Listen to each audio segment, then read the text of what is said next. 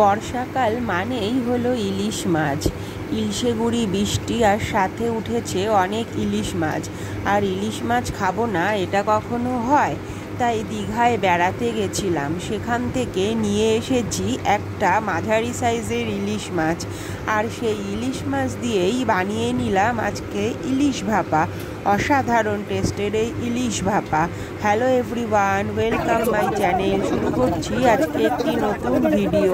আমরা গত সপ্তাহে দীঘায় গেছিলাম, দীঘায় ঘুরতে গেছি। আর পরের দিন ভোরবেলায় সবাই মিলে উঠে চলে গেলাম মোহনায়। মোহনার বাজারে দেখি কত মাছ, তার মধ্যে সেরা হলো জলের রুপোলি শস্য, যাকে আমরা ইলিশ মাছ বলি।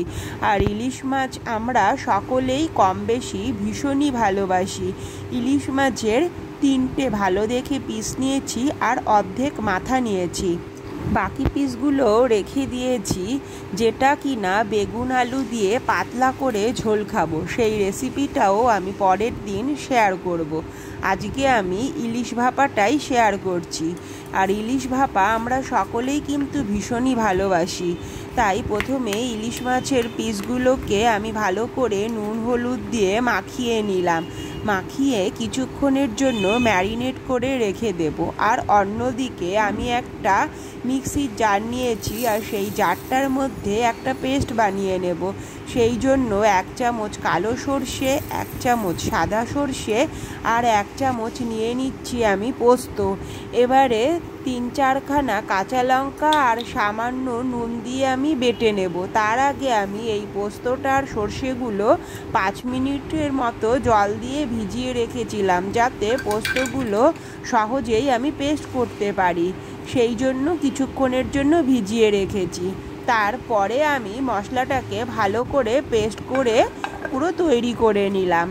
এবারে আমি একটা কড়াই নিয়েছি, কড়াইয়ের মধ্যে একটা স্ট্যান্ড বসিয়েছি আর গরম করতে জল বসিয়ে দিয়েছি।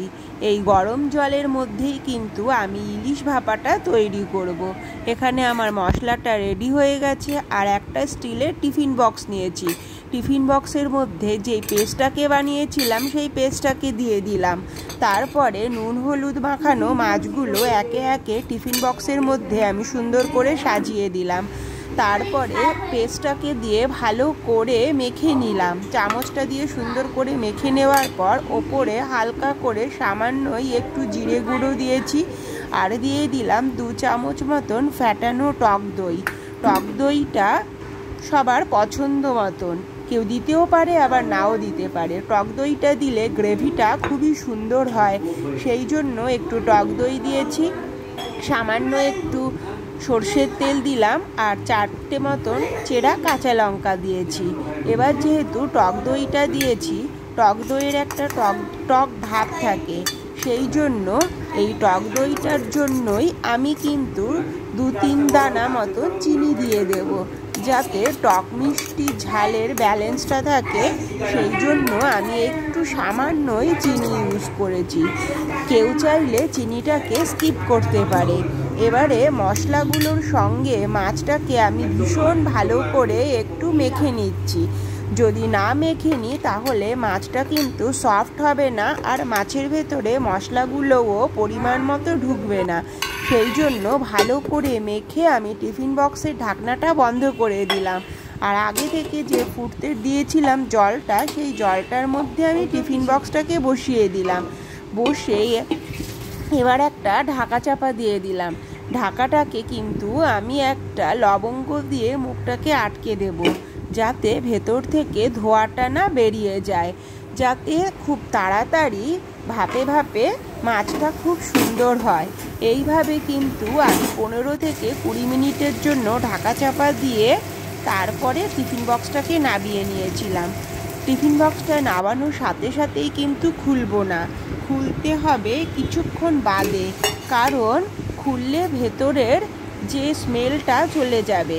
এবারে আমি টিফিন বক্সটা খুলে ওপর দিয়ে একটু সর্ষের তেল ছড়িয়ে দিলাম। এতে কিন্তু স্মেলটাও ভালো লাগে, ভীষণই ভালো হয় খেতে।